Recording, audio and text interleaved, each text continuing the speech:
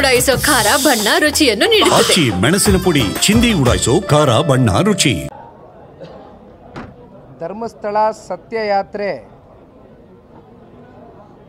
ಧರ್ಮಸ್ಥಳದ ಮಂಜುನಾಥ ಸ್ವಾಮಿ ಹಾಗೂ ಅಣ್ಣಪ್ಪ ಸ್ವಾಮಿಯ ದರ್ಶನವನ್ನು ಪಡೆಯುವ ಮೂಲಕ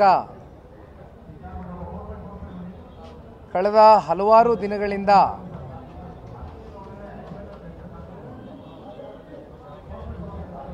ಏನೊಂದಷ್ಟು ಧರ್ಮಸ್ಥಳದ ವಿಚಾರವಾಗಿ ಅಪಪ್ರಚಾರಗಳು,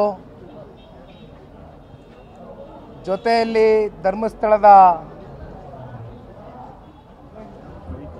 ಆವರಣದಲ್ಲಿ ಒಂದಷ್ಟು ಸುತ್ತಮುತ್ತ ಕೆಲವೊಂದಷ್ಟು ಅನುಮಾನಗಳಿಗೆ ಎಡೆ ಮಾಡಿಕೊಡ್ತಕ್ಕಂಥದ್ದಕ್ಕೆ ಒಂದಷ್ಟು ಷಡ್ಯಂತ್ರಗಳು, ಹುನ್ನಾರಗಳು ಭಾಳ ವ್ಯವಸ್ಥಿತವಾಗಿ ಸಂಘಟಿತ ಪಿತೂರಿ ನಿರಂತರವಾಗಿ ಆಗ್ತಾನೆ ಏನು ಬಂದಿದೆ. ಇವೆಲ್ಲದರ ವಿರುದ್ಧವಾಗಿ ಇವತ್ತು ಇಲ್ಲಿ ರಾಜಕಾರಣವನ್ನು ಬೆರೆಸ್ತಕ್ಕಂಥ ಪ್ರಶ್ನೆ ಇಲ್ಲ. ನಾವು ರಾಜಕಾರಣ ಮಾಡಲಿಕ್ಕೋಸ್ಕರ ಇವತ್ತು ಇಲ್ಲಿ ಬಂದಿಲ್ಲ. ಪಕ್ಷಾತೀತವಾಗಿ ಇವತ್ತು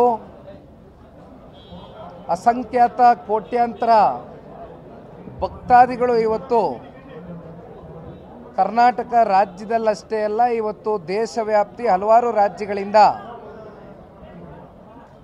ಆರಾಧ್ಯ ದೇವ ಮಂಜುನಾಥ ಸ್ವಾಮಿಯನ್ನು ಪ್ರಾರ್ಥನೆ ಮಾಡ್ತಕ್ಕಂಥದ್ದಕ್ಕೆ ಎಲ್ಲ ಕಡೆಯಿಂದನೂ ಬರ್ತಕ್ಕಂಥದ್ದನ್ನ ನಾವೇನು ಕಾಣ್ತೇವೆ. ಜೊತೆಯಲ್ಲಿ ನಾನು ಕೂಡ ವೈಯಕ್ತಿಕವಾಗಿ ಬಾಲ್ಯದಿಂದನೂ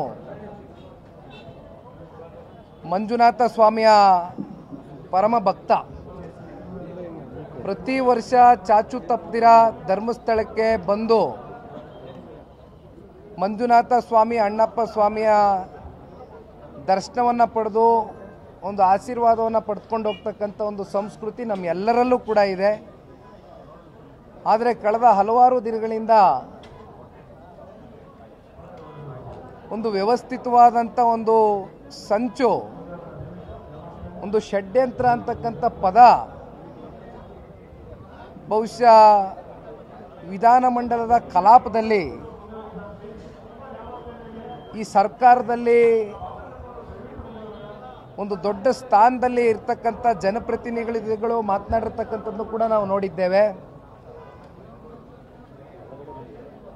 ಬಹುಶಃ ಬಹಳಷ್ಟು ಚರ್ಚೆಗಳು ಇದ್ರ ಬಗ್ಗೆ ಒಂದು ರೀತಿ ಅನುಮಾನಗಳು ವ್ಯಕ್ತ ಆಗ್ತಾ ಇರ್ತಕ್ಕಂಥದ್ದು, ಶಂಕೆಗಳು ಇವೆಲ್ಲವೂ ಕೂಡ ನಮ್ಮ ಕಣ್ಮುಂದೆ ಏನು ವ್ಯಕ್ತ ಆಗಿದೆ. ಇದರಲ್ಲಿ ಎಳ್ಳಷ್ಟು ಕೂಡ ಇಲ್ಲಿಯವರೆಗೂ ಸತ್ಯಾಸತ್ಯತೆ ಹೊರಗಡೆ ಬಂದಿಲ್ಲ. ಆದರೆ ಈ ಹಿಂದೆ ಯಾವ ಒಂದು ಸಮಾಜಘಾತಕ ಶಕ್ತಿಗಳು ಕೆಲಸ ಮಾಡ್ತಾ ಇದೆ, ಒಂದು ಹುನ್ನಾರವನ್ನು, ಒಂದು ಪಿತೂರಿಯನ್ನು ಮಾಡಿ ಆ ಸಮಾಜಘಾತಕ ಶಕ್ತಿಗಳು ಇವತ್ತು ಸಮಾಜದ ಮುಂದೆ ಇವತ್ತು ತನಿಖೆಯ ಮೂಲಕ ಅವ್ರನ್ನ ಹೊರಗೆ ತಗೊಂಡು ಬರ್ತಕ್ಕಂಥ ಒಂದು ಕೆಲಸವನ್ನು ಮಾಡಬೇಕಾಗಿದೆ. ಇವತ್ತು ನಮ್ಮೆಲ್ಲರ ಮೇಲೆ ಒಂದು ಜವಾಬ್ದಾರಿ ಇದೆ.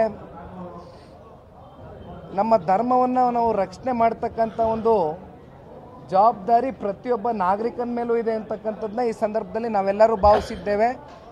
ನಾನು ಈಗ ತಾನೇ ನಿಮಗೆ ಪ್ರಾರಂಭಿಕ ಹಂತದಲ್ಲಿ ಮಾತನಾಡಬೇಕಾದ್ರೆ ಹೇಳಿದ್ದೇನೆ, ಇದು ಯಾವುದೇ ಈ ವಿಚಾರದಲ್ಲಿ ಮಂಜುನಾಥ ಸ್ವಾಮಿ, ಅಣ್ಣಪ್ಪ ಸ್ವಾಮಿಯ ವಿಚಾರದಲ್ಲಿ ನಾವು ಇಲ್ಲಿ ರಾಜಕಾರಣವನ್ನು ಬೆರೆಸ್ತಕ್ಕಂಥದ್ದಕ್ಕೆ, ರಾಜಕಾರಣವನ್ನು ಮಾಡ್ತಕ್ಕಂಥದ್ದಕ್ಕೆ ಅಥವಾ ಯಾರ್ದೋ ವಿರುದ್ಧವಾಗೇ ಇಲ್ಲಿ ನಾವು ಇವತ್ತು ಈ ಒಂದು ಯಾತ್ರೆಯನ್ನು ಕೈಗೆತ್ಕೊಂಡಿರ್ತಕ್ಕಂಥದ್ದಲ್ಲ.